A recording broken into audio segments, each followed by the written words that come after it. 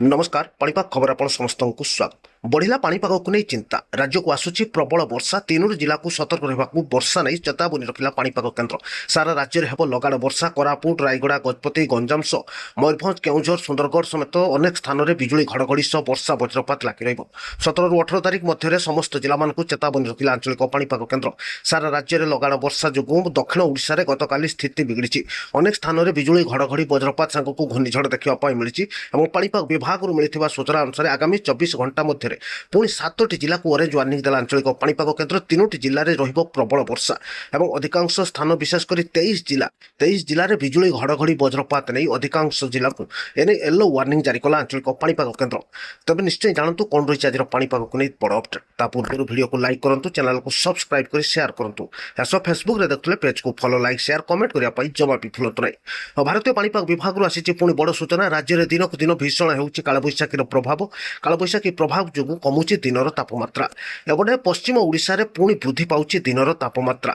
Hit wave रो चेतावनी रखिछि विभाग। 2ଟି जिला को येलो सह गोटे जिला को ऑरेंज वार्निंग दैछि आंचलिक पाणीपाग केन्द्र। सर्वाधिक ग्रीष्म तातिबा गुळुगुळी सांगकु ताती वृद्धि बा हिट वेव नहीं बलांगीर को ऑरेंज वार्निंग दिया जाइछि। बलांगीर जिले में थिले सतर्क होई रहिथांतु बोली आज पाणीपाग विभाग रो परामर्श दिया जाइथिबा बेले येलो वार्निंग नहीं संबलपुर झारसुगुड़ा को चेतावनी रखिछि आंचलिक पाणीपाग केन्द्र। एसबु जिले में 40 डिग्री कि 40 डिग्री उपर आज रहिबो दिनर तापमात्रा।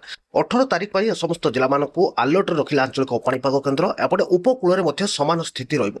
हिट वेव नहीं चेतावनी रखिछि विभाग। उपकूल प्राय अंचल विशेषकर बालेश्वर भद्रक जाजपुर केन्द्रापड़ा जगतसिंहपुर कटक खोर्धा पुरी नयागढ़ सह गंजाम गजपति रायगड़ा कोरापुट और मालकानगिरी जिलार प्राय अंचल में ग्रीष्म ताती देखा मिलिबो। गुळुगुळी सांगकु ताती वृद्धि पाइबार सूचना रखिछि विभाग।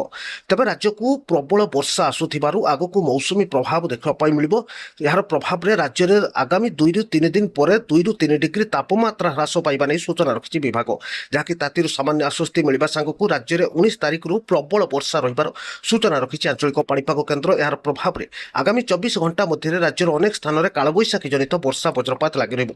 3ଟି जिला को प्रबल वर्षा रहिबा नहीं पाणीपाग केन्द्र सूचना रखा जाइछि।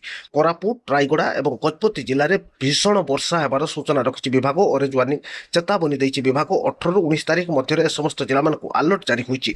यासो बिजुली घड़घड़ी और वज्रपात को दृष्टि रखी 7ଟି जिला को आज ऑरेंज वार्निंग जारी होइछि। तबे से सब जिला गुड़िक हेउछि सुंदरगढ़ केउझर मयूरभंज गंजाम गजपति रायगड़ा और कोरापुट जिला। ए समस्त जिला मानक बिजुली घड़घड़ी वज्रपात लगी रहिबो। आगामी 24 घंटा पई ऑरेंज वार्निंग दिया जाइछि। केतेक स्थान में प्रबल वर्षा रहिबो। घूर्णिझड़र संभावना थिबा बेले 60 किलोमीटर बेगर पवन बहिबारी सूचना रखिछि विभाग। एवं येलो वार्निंग नहीं अनेक स्थान विशेषकर उपकूल जिला बालेश्वर भद्रक केन्द्रापड़ा जगतसिंहपुर जाजपुर कटक खोर्धा पुरी नयागढ़ ढेंकानाल अनुगुल देवगढ़ झारसुगुड़ा संबलपुर बरगढ़ और सोनपुर बौद्ध कंधमाल कलाहांडी नवरंगपुर नुआपड़ा बलांगीर जिला पाणीपाग विभाग येलो वार्निंग दी जाइछि। एपटे दक्षिण ओडिशार मालकानगिरी जिले में बिजुली घड़घड़ी सह वज्रपात देखा मिलियो बोली आगामी 24 घंटा येलो वार्निंग दी जाइछि। 18 ରୁ 19 तारिख मध्य समस्त जिला मानक बिजुली घड़घड़ी वज्रपात सह प्रबल वर्षा हेबार संभावना थिबा कुआ जाउछि।